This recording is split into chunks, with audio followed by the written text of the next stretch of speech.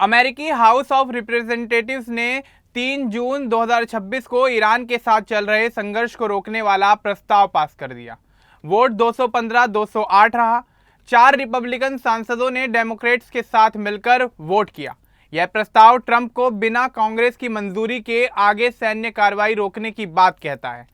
3 महीने से ज्यादा समय से चल रहे अमेरिका ईरान युद्ध में अब कांग्रेस दबाव बना रही है, लेकिन यह प्रस्ताव अभी पूरी तरह कानून नहीं बना है।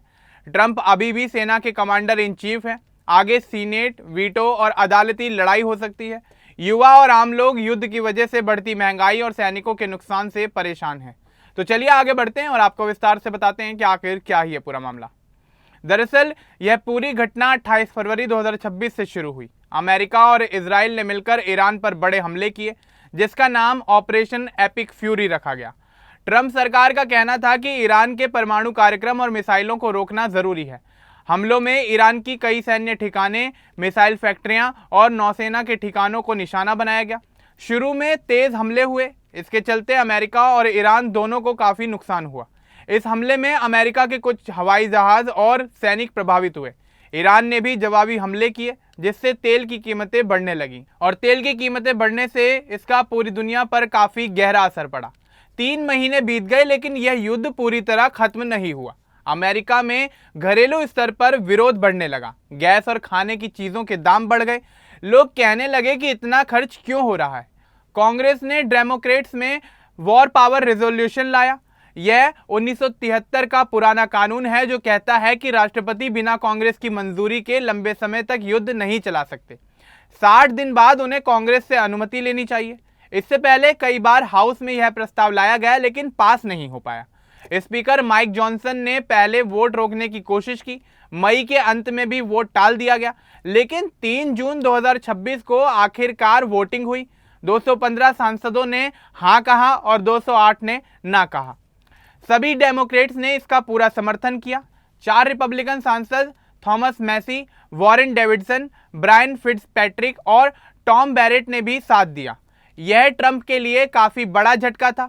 प्रस्ताव कहता है जब तक कांग्रेस मंजूरी ना दे तब तक ट्रंप को ईरान के खिलाफ सैन्य कार्रवाई बंद करनी चाहिए। यह समवर्ती प्रस्ताव है, यानी इसे ट्रंप के हस्ताक्षर की जरूरत नहीं है, लेकिन इसे सीनेट भी पास करना होगा। सीनेट में रिपब्लिकन बहुमत है, इसलिए वहां इस प्रस्ताव का पास होना मुश्किल लग रहा है। अगर सीनेट भी इस प्रस्ताव को पास कर दे तो ट्रंप वीटो कर सकते हैं। वीटो हटाने के लिए दोनों सदनों में 2/3 बहुमत चाहिए, जो अभी नहीं दिख रहा। ट्रंप सरकार का कहना है कि यह प्रस्ताव गलत है। वे राष्ट्रपति के कमांडर इन चीफ अधिकार की बात करते हैं। उनका तर्क है कि ईरान से खतरा था, इसलिए कार्रवाई जरूरी थी। कुछ रिपोर्ट्स कहती हैं कि ऑपरेशन के कई लक्ष्य पूरे हो चुके हैं, लेकिन पूरी तरह शांति नहीं हो पाई।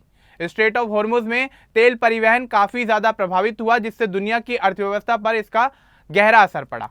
अमेरिका अब इस युद्ध से ऊब चुका है। लोग कह रहे हैं कि घरेलू समस्याएं जैसे महंगाई, स्वास्थ्य और नौकरियां ज्यादा इंपॉर्टेंट हैं। कुछ रिपब्लिकन सांसद भी अपने इलाके में लोगों के दबाव में हैं। युद्ध की वजह से किसान और छोटे व्यापारी काफी ज्यादा परेशान हैं। अब यहाँ ये सवाल उठता है कि आगे क्या होगा। तो आपको बता दें कि प्रस्ताव सीनेट जाएगा, वहां बहस होगी। अगर पास हुआ तो ट्रंप के पास जाएगा। ट्रंप पहले भी ऐसे प्रस्तावों का विरोध कर चुके हैं। अगर वे मान भी गए तो सैनिकों को वापस लाने की प्रक्रिया शुरू हो सकती है, लेकिन अगर नहीं माने तो अदालत में मामला जा सकता है। यह संवैधानिक लड़ाई बन सकती है। कांग्रेस का यह कदम दिखाता है कि युद्ध पर अब सिर्फ राष्ट्रपति फैसला नहीं कर सकते, संसद अपनी भूमिका याद दिला रही है। 4 रिपब्लिकनों का साथ देना बताता है कि पार्टी के अंदर भी असहमति बढ़ रही है। ईरान की स्थिति भी देखनी होगी।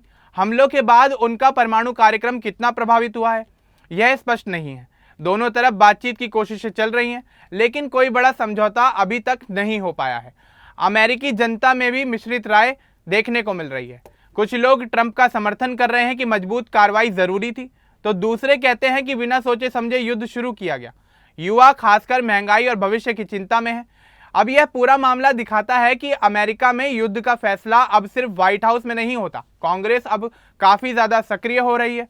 फिलहाल स्थिति यह है कि प्रस्ताव पास हो चुका है, लेकिन उसका असर अभी सीमित है। आगे सीनेट की बैठक और ट्रंप की प्रतिक्रिया महत्वपूर्ण होगी। युद्ध की वजह से अंतर्राष्ट्रीय स्तर पर भी तनाव है। कई देश अमेरिका से कह रहे हैं कि शांति की कोशिशें बढ़ाएं। तेल की कीमतें अभी भी काफी ज्यादा बढ़ी हुई हैं, जिससे भारत जैसे देशों पर इसका असर पड़ रहा है। कुल मिलाकर ट्रंप अभी पूरी तरह बंधे नहीं हैं, लेकिन दबाव जरूर बढ़ गया है। आने वाले समय में यह घटना अमेरिकी राजनीति में एक नया मोड़ लेकर आ सकती है। युवा और आम नागरिक अब युद्ध के खर्च पर सवाल उठा रहे हैं। अब इस पूरे मामले को लेकर आपका क्या कुछ कहना है, हमें कमेंट बॉक्स में जरूर बताएं। बाकी इस तरह की और अपडेट्स के लिए हमारे चैनल को सब्सक्राइब करना ना भूलें। धन्यवाद।